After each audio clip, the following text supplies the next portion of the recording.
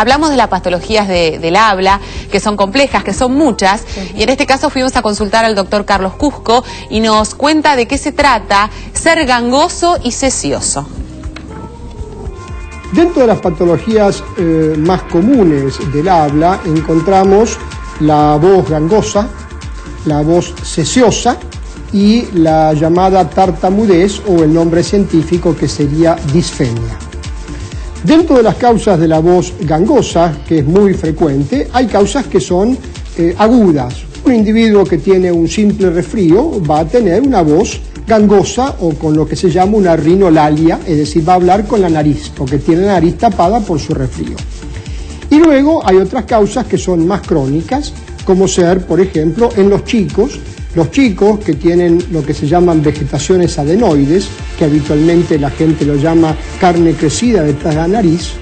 Cuando en los chicos esto aumenta de tamaño, le trae una voz gangosa típica. El chico duerme con la boca abierta, ronca de noche y tiene la voz típica del gangoso.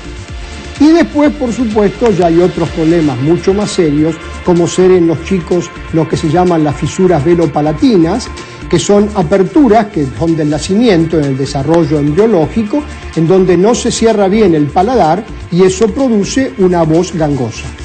Y por último, también podemos encontrar en casos mucho más serios en los adultos, en donde un tumor maligno muchas veces de la parte superior de la laringe les puede traer al paciente una voz muy gangosa, como si, entre comillas, tuviera una papa en la boca, hablando todo gangoso. El tratamiento dependerá de la causa. Si es una persona que está resfriada, con tratarle el resfrío es suficiente. Si es un chico que tiene un problema adenoideo muy importante, se puede solucionar con un tratamiento quirúrgico.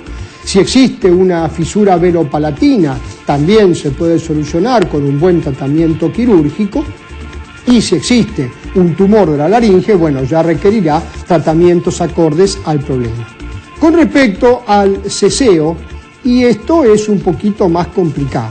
El ceseo depende de muchos factores, sobre todo la colocación de la lengua, si tiene o no frenillo lingual corto, y todo eso condiciona también que hable con la Z como si fuéramos de la madre patria, y también se corrige con una buena reeducación fonoaudiológica en algunos casos, o tratando la causa original en otros que requerirán diferentes tratamientos.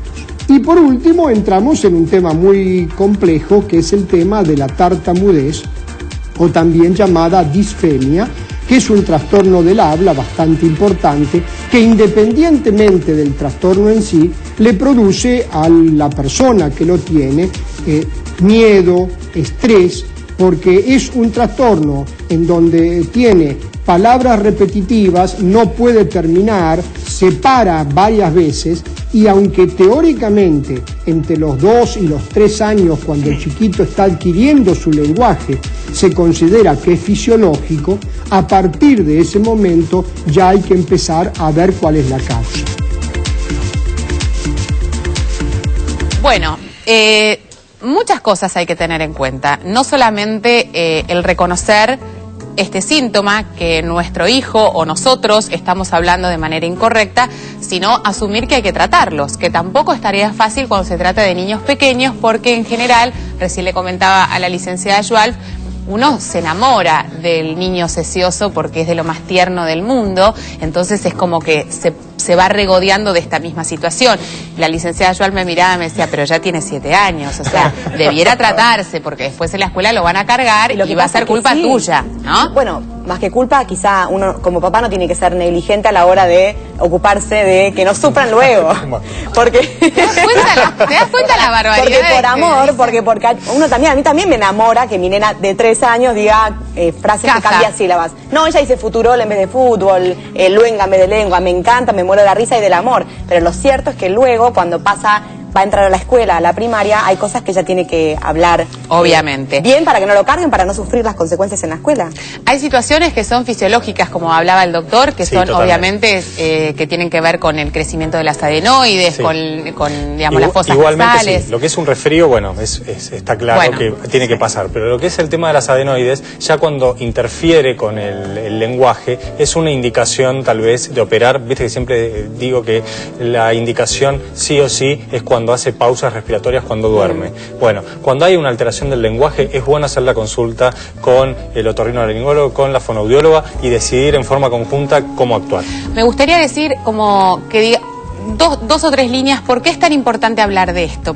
Digo, más allá de las distintas patologías que obviamente tienen solución de manera quirúrgica o no, a través de un tratamiento con una fonoaudióloga, el habla es fundamental porque es la expresión, digamos, ¿qué podemos decir nosotros del habla y por qué es tan importante poder trabajar sobre esto? Y porque el habla es la manera en que tenemos para expresar nuestro lenguaje. El lenguaje es mucho más que solamente hablar. Exacto. Si no tenemos una posibilidad de ponerle voz a aquello que nos pasa, estamos limitados para comunicarnos con los otros. El hombre, como ser humano, tiene una herramienta fundamental que es la palabra para comunicar sus emociones, cómo se siente, qué es lo que ve, para describir su vida, para relacionarse con el mundo exterior. Exacto. Entonces es fundamental que el desarrollo del lenguaje y del habla sea de lo más acompañado por la familia y por los médicos al estar atentos a cuáles son las fallas, porque no solamente hablamos de un trastorno en el desarrollo del habla, sino que muchas veces esto es un síntoma más de un cuadro más general en donde vemos retrasos a otros niveles.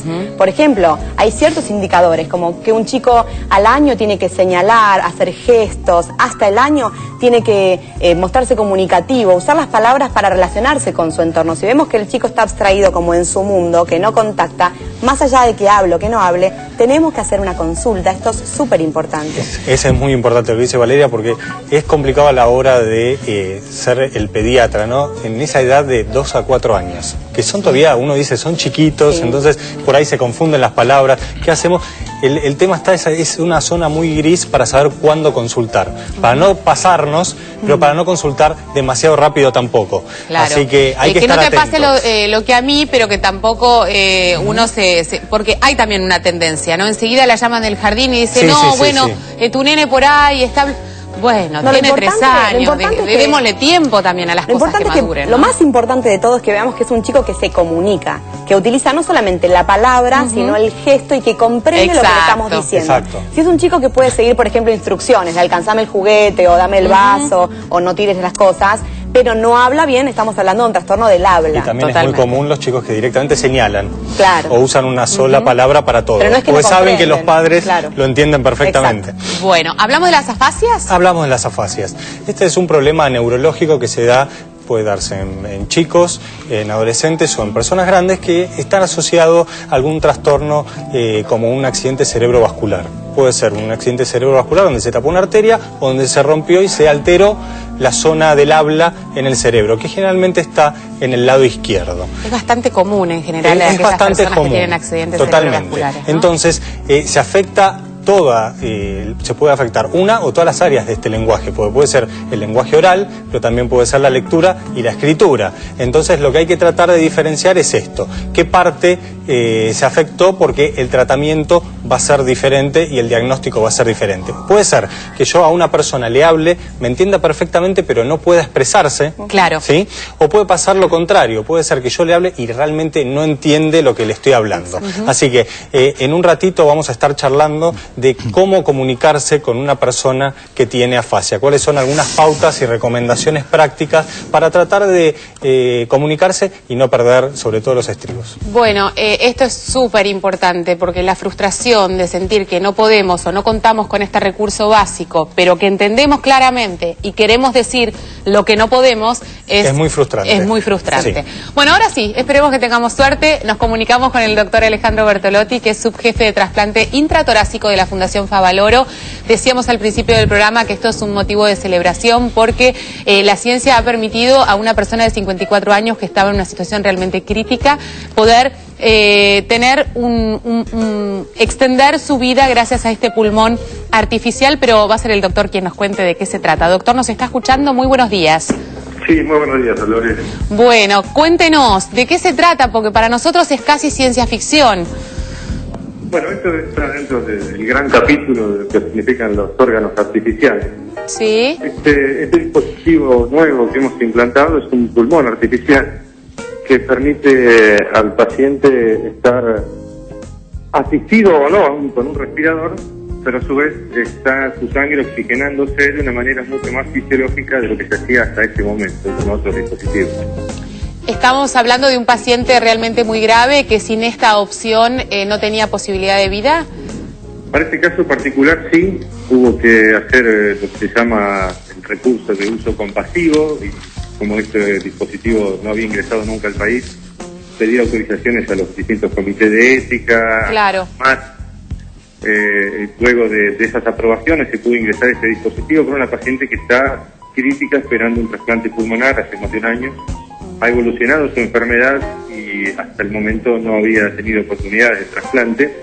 Y este dispositivo, al momento que la paciente, por opción de su enfermedad, requirió estar en un respirador, ni siquiera el respirador podía mantenerle las funciones vitales de forma adecuada. Entonces, claro, este pulmón artificial sí nos permite obtener parámetros vitales más adecuados y de esa manera prolongar la vida de la paciente y prolongar la posibilidad de llegar a un trasplante.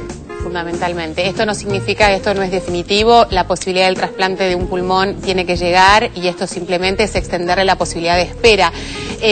¿Son casos particulares, doctor, los que pueden ser atendidos de esta manera? ¿O esta novedad que nos ofrecieron ustedes los doctores y la ciencia puede ser extensiva para otros pacientes? Para no generar tampoco falsas expectativas, ¿no? Bueno, esto en realidad está siendo aplicado para distintos problemas, distintas enfermedades. De hecho, en Europa se ha utilizado mucho, por ejemplo, en la última epidemia de gripe porcina. Sí. Gente que ingresaban al respirador con muy pocas chances de sobrevivir. Gracias a este dispositivo se los pudo tratar mejor y muchos de ellos sobrevivieron.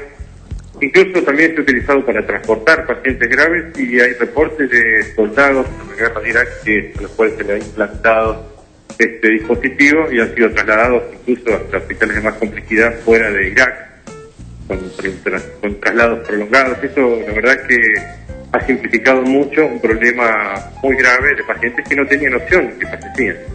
Bueno, doctor, para nosotros, bueno, muchísimas gracias por habernos atendido, felicitaciones a todo el equipo médico y esperemos obviamente que llegue el pulmón lo antes posible para que esta mujer se pueda recuperar. Gracias, Sí, no, gracias a ustedes. Gracias a todos. Bueno, la verdad es que es una muy buena noticia y esperemos, como decía el doctor Díaz recién, que este pulmón, que es lo que realmente se necesita para que ella pueda poder modificar su estado de salud, llegue a tiempo. En un ratito nada más estaremos conversando con la licenciada María Elena Macari, que es fonoaudióloga. Estaremos hablando de los distintos tipos de tratamientos para los distintos tipos de trastornos del habla, que no son pocos. Y también está aquí con nosotros con una mesa maravillosa en el día de hoy, gracias a Jessica, la licenciada Andrea González. ¿Cómo le va, Andrea? ¿Bien? ¿Qué tal, Dolores? ¿Todo bien? ¿Todo Estás bien? re generosa últimamente, te tengo que decir. Estoy como loca. ¿De qué hablaremos? Hoy, como este programa va a estar mayormente situado en la boca, vamos a ver cómo influyen los alimentos que ingerimos en nuestra boca y qué importante es cuidar la salud bucal, que muchas veces no le prestamos tanta atención como debiéramos y nuestros dientes debieran durarnos el mayor tiempo posible. Hablaremos también de la masticación. Por supuesto.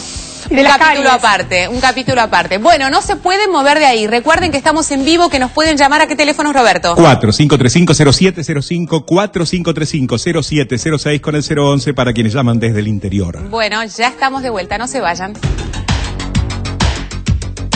¿Sabías que la tartamudez es un trastorno del habla caracterizado por repeticiones o bloqueos que acarrean una ruptura del ritmo y de la melodía del discurso? Hay dos clásicos tipos de tartamudez que normalmente van juntas, la clónica y la tónica.